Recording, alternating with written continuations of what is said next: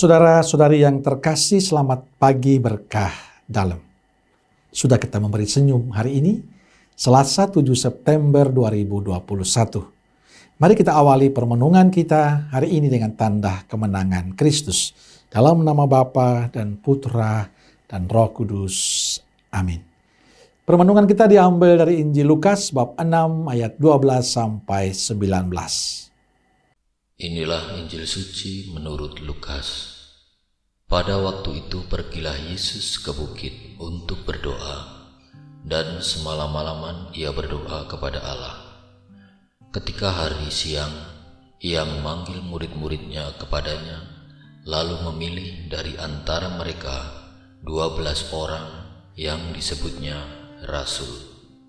Simon yang juga diberinya nama Petrus, dan Andreas saudara Simon, Yakobus dan Yohanes, Filipus dan Bartolomeus, Matius dan Thomas, Yakobus anak Alfeus, dan Simon yang disebut orang Zelot, Yudas anak Yakobus, dan Yudas Iskariot yang kemudian menjadi pengkhianat. Lalu ia turun dengan mereka dan berhenti pada suatu tempat yang datar.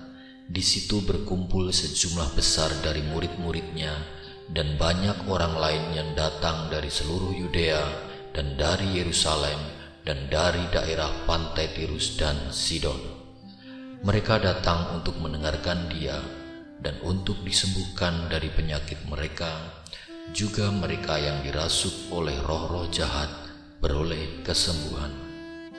Dan semua orang banyak itu berusaha menjamah dia, karena ada kuasa yang keluar daripadanya, dan semua orang itu disembuhkannya.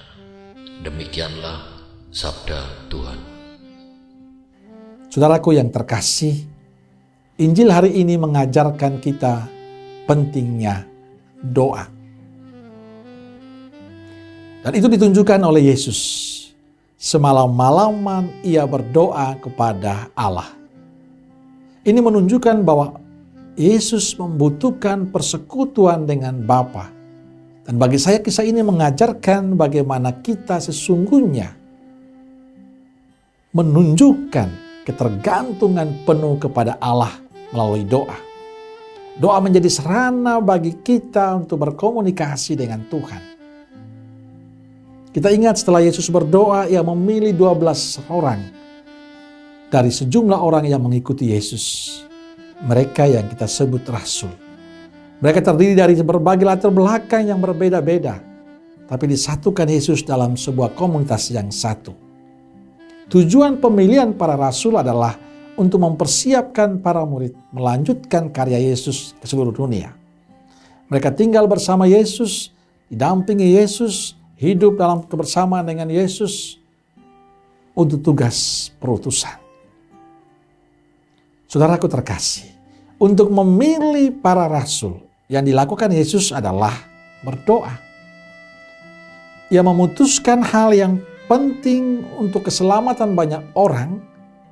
Dalam tugas perutusannya, Yesus membutuhkan waktu khusus untuk berdoa, bahkan semalam-malaman.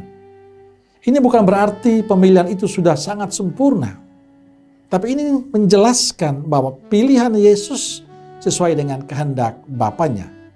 Kehendak Bapalah yang menjadi prioritas, bukan kehendak kita. Kisah ini bagi saya penting kita renungkan dalam kehidupan kita. Apakah doa sudah menjadi prioritas hidup kita? Apakah dalam mengambil sebuah keputusan yang penting dalam hidup, kita selalu mengandalkan Tuhan atau kita mengandalkan diri kita? Kisah Yesus berdoa semalam-malaman hendaknya menjadi kisah kita. Untuk selalu ada waktu untuk Tuhan dalam kehidupan kita. Apapun keputusan, apapun kegiatan kita, hendaklah kita dasari semuanya bersama Allah dalam doa-doa kita. Secara pribadi saya selalu dalam segala kesulitan, dalam menghadapi persoalan, dalam segala masalah, yang saya lakukan adalah berserah diri pada Tuhan.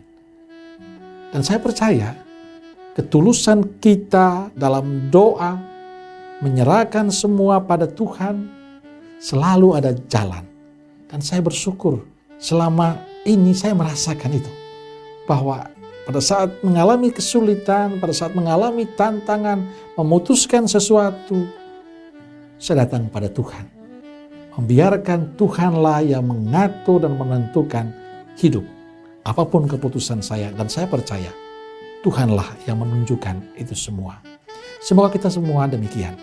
Selalu mempasrahkan semua hidup kita kepada Tuhan dalam doa-doa kita. Amin. Semoga Allah yang Maha Kuasa memberkati saudara sekalian, Bapa, Putra, dan Roh Kudus. Amin. Keluarga Kudus Nazaret, doakanlah kami. Amin. Berkah dalam.